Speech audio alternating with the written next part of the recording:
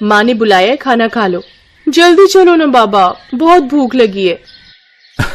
अगर इतनी ही तेज भूख लगी है तो तुम दोनों खा लो ना जाकर। नहीं, भूख तो लगी है, पर आपके साथ ही खाना खाएंगे हम। अच्छा, बस 2 मिनट रुको, फिर ये वाली क्यारी की गुड़ाई कर दूं, फिर आता हूँ। हैं? ठीक है बाबा, जल्दी करो वरना खाना ठंडा हो जाएगा। काव्या की बात सुनकर हरिया मुस्कुरा दिया और अपना काम खत्म करने में लग गया। ये कहानी हरिया की इन्हीं 2 बेटियों की है जिनके नाम थे काव्या और कीर्ति। दोनों बहनें अपने बाबा हरिया और माँ गीता के साथ गांव में रहती थी, जहां उनके घर के ठीक सामने उनका बड़ा सा खेत था और खेत के बगल में एक बड़ा सा तालाब भी था। फिर उस दिन घर जाते हुए, बाबा ये खेत तो हमारे काम का है, लेकिन ये तालाब हमारे किसी काम का नहीं है, आप इसे बेच क्यों नहीं देते? हाँ, और इसे बेचकर जो पैसे मिलेंगे उससे हम बढ़िया बढ़िया चीजें खरीदेंगे। ऐसा कभी मत करना मेरी बच्चियों, ये तालाब तुम्हारे दादाजी की आखिरी निशानी है। पता है, कई साल लगाकर उन्होंने बड़ी मेहनत से इसे खोदा था। क्या सच में अकेले ही उन्होंने इतना बड़ा तालाब खोद दिया? बातें करते हुए हरिया और उसकी दोनों बेटियां अब घर आ चुके थे।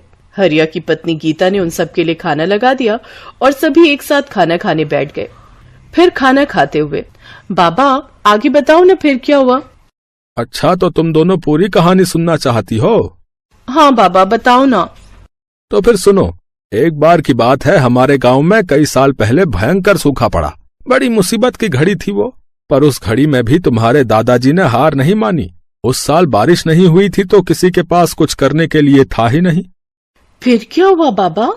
फिर उन्होंने सोचा कि अगली बार कभी ऐसी स्थिति बने तो हमें उसके लिए पहले ही तैयार रहना चाहिए। तो उन्होंने उठाया फावड़ा और अपने ही खेत में उसे चलाना शुरू कर दिया। सूखे खेत में बाबा? हाँ, सूखे खेत में। फिर वो फावड़ा चलाते गए चलाते गए। गांव वालों को लगा कि वो पागल हो गए हैं, लेकिन ऐसा नहीं था। कई महीनों तक वो अकेले ही उस खेत को खोदते रहे और फिर धीरे धीरे उसने एक बड़े से गड्ढे का रूप ले लिया, यानी वो तालाब बन गया। फिर उसमें से पानी निकला बाबा? ऐसे थोड़े ही निकल आता है पानी। फिर उन्होंने इंतजार किया। जब बारिश आई तो सब देखते ही रह गए, क्योंकि बारिश के बाद वो बड़ा सा गड्ढा सुंदर सा तालाब बन चुका था और उसमें ढेर सारा पानी जमा हो गया था। तब जाकर गांव के लोगों को समझ आया कि बाबा ने असल में बारिश के पानी का संचय किया है, जो अगले साल की बारिश तक सबके काम आने वाला था। अरे वाह, दादाजी ने तो कमाल कर दिया। अब तुम्हारे दादाजी नहीं है, लेकिन उनका दिया हुआ ये तालाब और उनकी सीख की मुसीबत की घड़ी में हार नहीं माननी चाहिए, ये आज भी हमारे साथ है बेटा। हाँ, सही कहा आपने बाबा। ओहो, अब कहानी पूरी हो गई हो तो खाना भी खा लो, सारा खाना ठंडा होने को आया है। बाबा, माँ तो बहुत गुस्से में लग रही है। कोई बात नहीं, मुसीबत की घड़ी में हार नहीं माननी चाहिए। अब जल्दी से खा लो, इससे पहले की बात हाथ से निकल जाए। हाँ। काव्या और हरिया फुसफुसाते हुए हंसने लगे। इसी तरह कई साल बीत गए। फिर एक साल उनके गांव में फिर से सूखा पड़ा। परिवार के लिए बड़ी दिक्कत आ गई। हरिया को एक बीमारी ने जकड़ लिया। गर्मी और बीमारी की वजह से हरिया और तालाब दोनों ही सूखते जा रहे थे। हरिया की तबीयत दिन ब दिन बिगड़ने लगी और फिर, माँ तुम चिंता मत करो, हम बाबा को शहर लेकर जाएंगे, उनका अच्छा इलाज कराएंगे। पर इतना पैसा कहाँ है हमारे पास? हम कर्जा ले लेंगे माँ, मैं अभी जाकर साहूकार से बात करती हूँ। वो बड़ा बदमाश है कीर्ति, बेटा जरा ध्यान से। कीर्ति गांव के साहूकार के पास पहुंची और उसे अपने घर की सारी दशा बताई। ओहो, हरिया अच्छा आदमी है, इसीलिए तुम्हें कर्जा दे देता हूँ, लेकिन बदले में क्या गिरवी रखोगी? बताओ। हमारे पास ले देकर एक तालाब ही है भान सिंह जी। अरे उस नाले जैसे गंदे तालाब का मैं क्या करूंगा भाई? उसके बदले तो कोई ढेला भी ना दे। एक काम करो, तुम मुझे अपने खेत के कागज दे दो और 2 लाख रुपए ले लो, ठीक है? कीर्ति अपना खेत गिरवी नहीं रखना चाहती थी, क्योंकि ले देकर उनकी कमाई का एक वही जरिया था।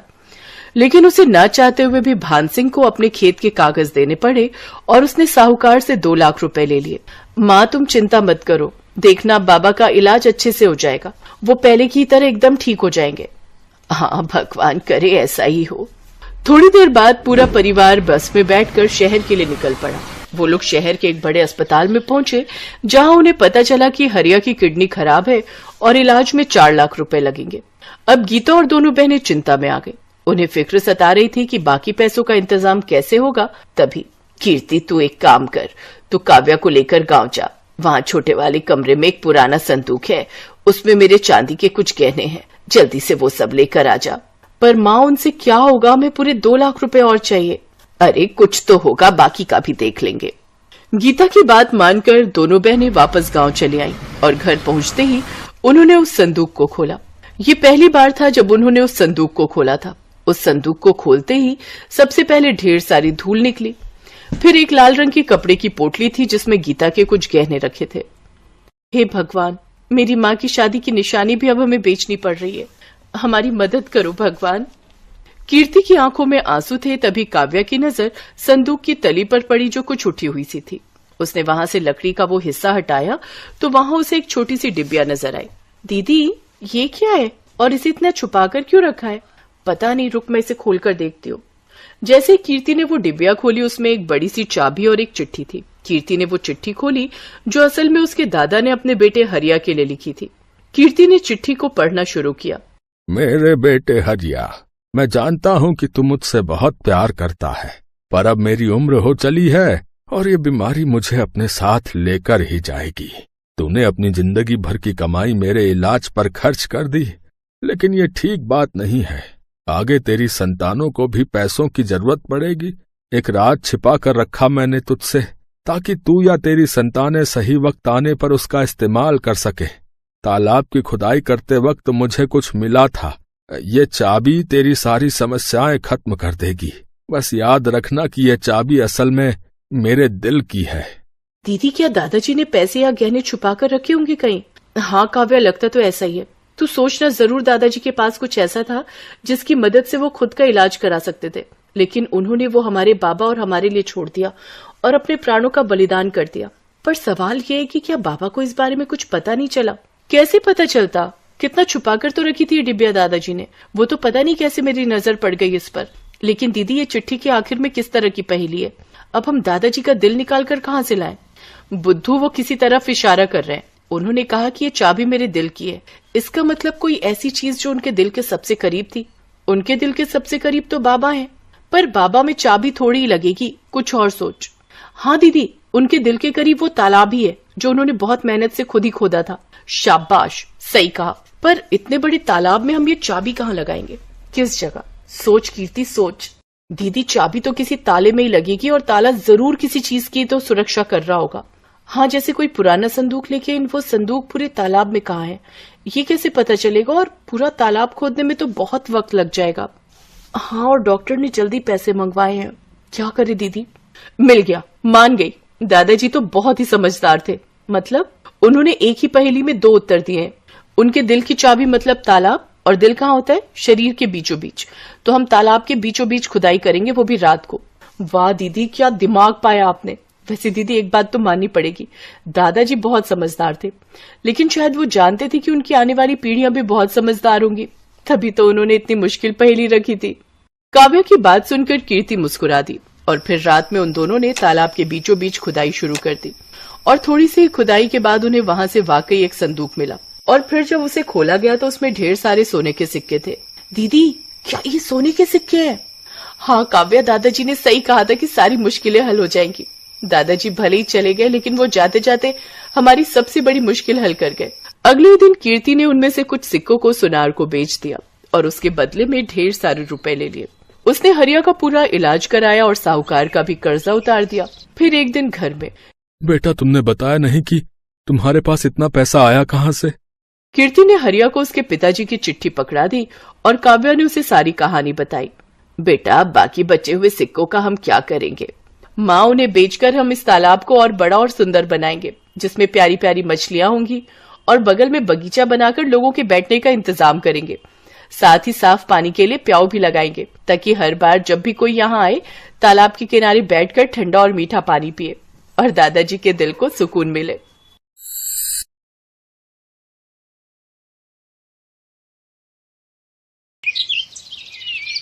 बंटी और बबली दोनों सगी बहनें, दोनों ही एक नंबर की चालाक थी। वो बूढ़ी औरतों का भेष बनाकर अलग अलग गांव में जाती थी और जहां भी सीधी साधी अमीर सेठानी औरतें दिखाई दे उनको ठग लेती थी। अरे मोरी मैया, ये तो सच में जादू हो गया। मुझे भी कोई ऐसी दवाई दे दो। मैं तो बिल्कुल ऐसी 20 साल की जवान लड़की बनना चाहती हूँ। मेरे पति तो मुझे पसंद ही नहीं करते, हमेशा मुझे बुढ़िया बुढ़िया कहकर चिढ़ाते रहते हैं।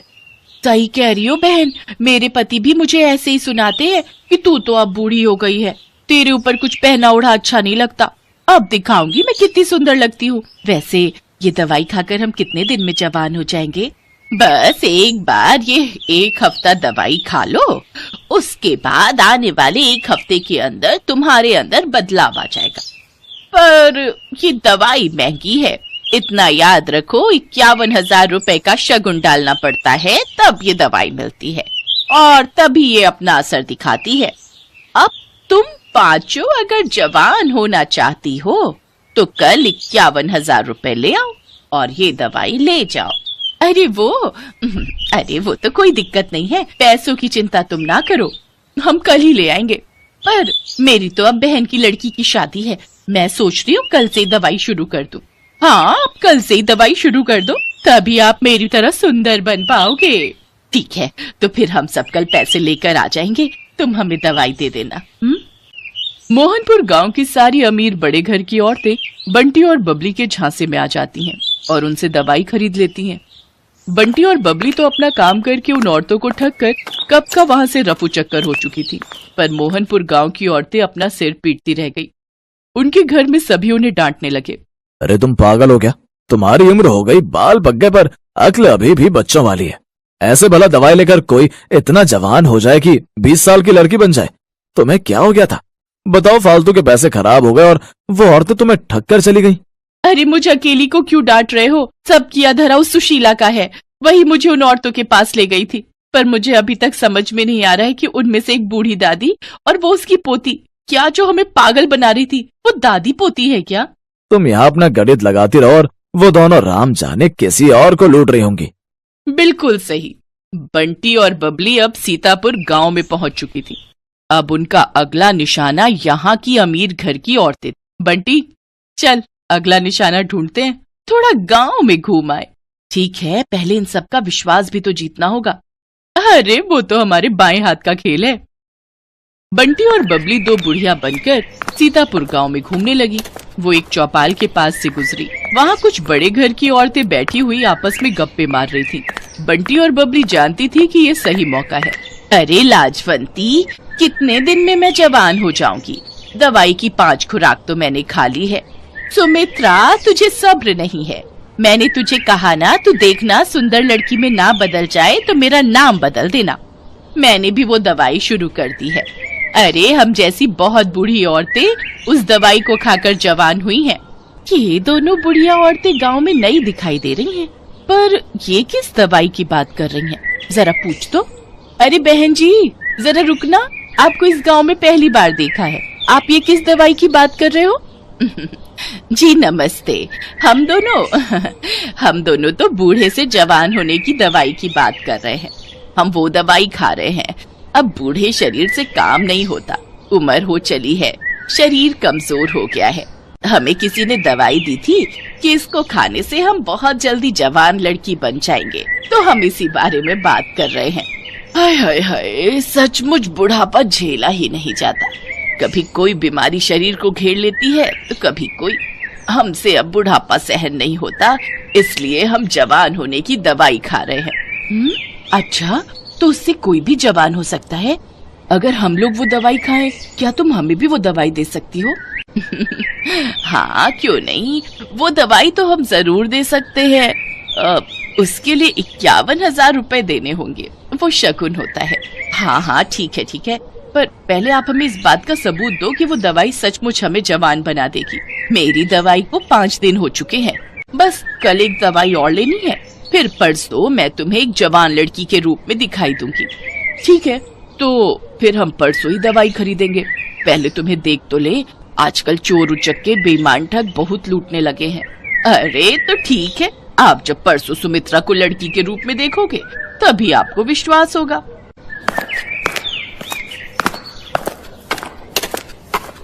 यार बबली, अब कुछ दिनों के लिए बाहर घूमने चलेंगे, बस ये थोड़े और पैसे आ जाए। बहुत थक गई हूँ मैं ये बुढ़िया बन बनकर। ठीक है, बस ये काम हो जाए, फिर इस बार हम लंबी छुट्टियों पर चलेंगे। बंटी और बबली इस बार बहुत खुश थी क्योंकि उनके पास इस बार बेईमानी के बहुत सारे पैसे जुड़ चुके थे।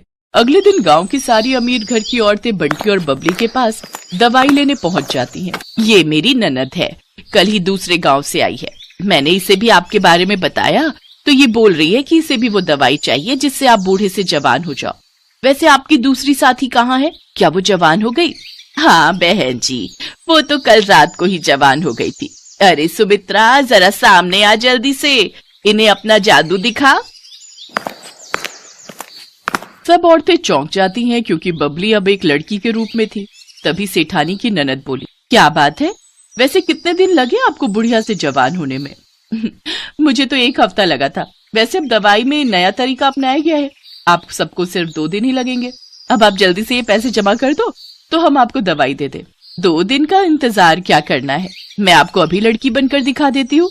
सेठानी की ननद कोई बूढ़ी औरत नहीं थी, बल्कि सेठानी की भतीजी ये सब नाटक कर रही थी, जो पिछली रात ही अपनी बुआ के घर रहने आई थी। जब सेठानी की भतीजी रीमा को ये बात पता चली तो उसे दाल में कुछ काला लगा, क्योंकि उसकी अपनी सहेली की माँ के साथ ऐसा हो चुका था और वो बदमाश औरतें कहीं नहीं मिल रही थी।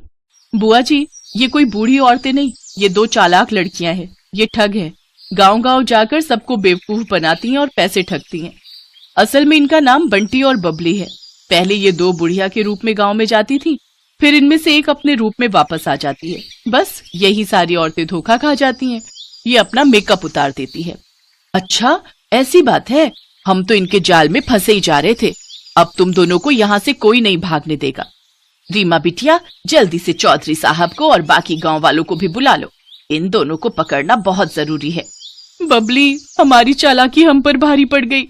अब तो हमें ये पुलिस के हवाले करके रहेंगे। तुम ठीक कह रही हो बहन, कोई बात नहीं, थोड़े दिन जेल की रोटी खा लेंगे। रीमा की समझदारी से बंटी और बबली, जो कि बहुत समय से लोगों को ठगने का काम कर रही थी, उन्हें पुलिस पकड़ लेती है और उन्हें जेल हो जाती है। दोनों को अपने किए की सजा मिल जाती है। बंटी और बबली दोनों को समझ आ गया था कि चोर कितना भी समझदार हो, कितना भी चालाक हो, पर एक ना एक दिन उसे अपराध की सजा जरूर मिलती है।